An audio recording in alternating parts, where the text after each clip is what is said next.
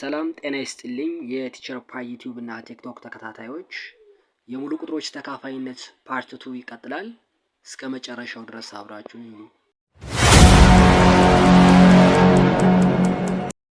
ባለፈው በሰራሁላችሁ ቪዲዮ ላይ በሶስት ተካፋይነትን ተመልክተናል። አሁን ደግሞ በአራት ተካፋይነትን እንመለከታለን።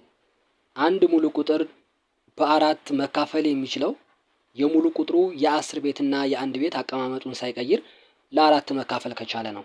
ይህም ማለት ምን ማለት ነው?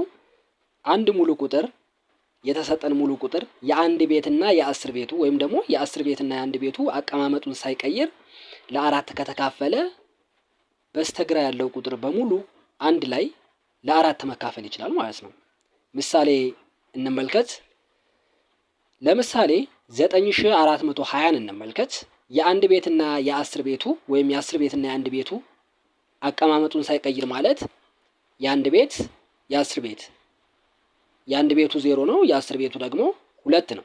ስለዚህ 20 ማለት ነው። ስለዚህ ይሄ ቁጥር ለአራት መካፈል ከቻለ 9420 ለአራት መካፈል ይችላል ማለት ነው። ስለዚህ 20 ሲካፈል ለአራት እኩል ይሆናል 5። ስለዚህ 9420 ለአራት መካፈል ይችላል ወይም ደግሞ በአራት ተካፋይ ነው እንላለን ማለት ነው። ሌላው 3260 እንመልከት። የአንድ ቤት የአስር ቤት አቀማመጡን ሳይቀይር እንውሰድ።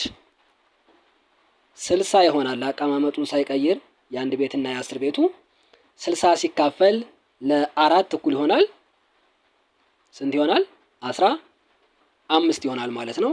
ስለዚህ የአንድ ቤትና የአስር ቤቱ አቀማመጡን ሳይቀይር ለአራት መካፈል ስለቻለ 3260 በአራት ተካፋይ ነው እንላለን ማለት ነው። ሌላው 136 እንመልከት። የአንድ ቤትና የአስር ቤቱ አቀማመጡን ሳይቀይር ስንት ነው? 36። 36 ሲካፈል ለአራት እኩል ይሆናል ስንት ይሆናል? 9። ስለዚህ 136 ለአራት መካፈል ይችላል ወይም ደግሞ በአራት ተካፋይ ነው እንላለን ማለት ነው። ሌላው በአምስት ተካፋይነትን እንመለከታለን። አንድ ሙሉ ቁጥር የአንድ ቤቱ 0 እና 5 ከሆነ ሙሉ ቁጥሩ በአምስት ተካፋይ ነው እንላለን ማለት ነው። ለምሳሌ 450 3240 9500 7965 6735 እነዚህ የአንድ ቤታቸው 0 እና 5 የሆኑ ሙሉ ቁጥሮች በአምስት ተካፋይ ናቸው እንላለን ማለት ነው። ስለዚህ ልክ እንደ በሁለት ተካፋይነት ወይም ደግሞ እንደ ተጋማሽ ቁጥሮች የአንድ ቤቱን ነው ቼክ የምናደርገው ወይም ደግሞ የአንድ ቤቱን በማየት ነው የምናረጋግጠው ማለት ነው። በስድስት ተካፋይነትን እንመልከት። አንድ ሙሉ ቁጥር ለሁለትና ለሶስት ያለ ቀሪ መካፈል ከቻለ ሙሉ ቁጥሩ በስድስት ተካፋይ ነው እንላለን ማለት ነው። ይሄ ማለት ምን ማለት ነው? የተሰጠን ሙሉ ቁጥር ለሁለትም ለሶስትም ከተካፈለ ያለ ቀሪ ሙሉ ቁጥሩ በስድስት ተካፋይ ነው እንላለን ማለት ነው። ለምሳሌ 720ን እንውሰድ። 720 ማለት የአንድ ቤቱ 0 ነው። ስለዚህ ለሁለት መካፈል ይችላል። እንግዲህ ባለፈ ተጋማሽነት ላይ ወይም ደግሞ በሁለት ተካፋይነት ላይ ስንመለከት ምንድነው የአንድ ቤቱ 0 2 4 6 እና 8 ከሆነ ሙሉ ቁጥሩ በሁለት ተካፋይ ይሆናል ብለናል። እዚህ ጋር እንደምትመለከቱት የአንድ ቤቱ 0 ነው። ስለዚህ በሁለት ይካፈላል ወይም ደግሞ ያለ ቀሪ ለሁለት መካፈል ይችላል ማለት ነው።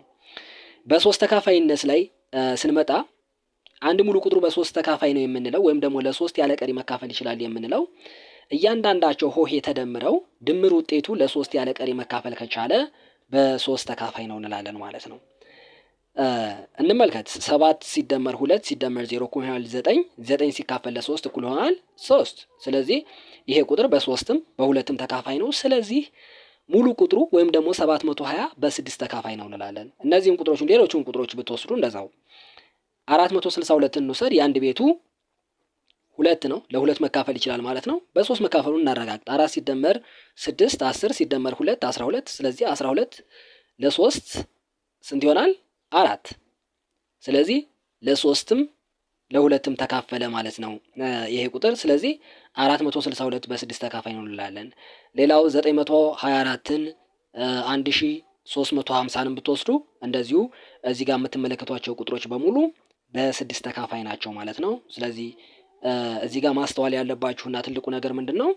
ሙሉ ቁጥሩ ለ2 ተካፍሎ ለ3 ካልተካፈለ በ6 አይካፈልም። ስለዚህ የተሰጠን ሙሉ ቁጥር ለ2ም ለ3ም መካፈል አለበት፣ በ6 ተካፋይ ነው ለማለት ማለት ነው። ስለዚህ በዚህ አይነት መንገድ ማረጋገጥ ትችላላችሁ ማለት ነው።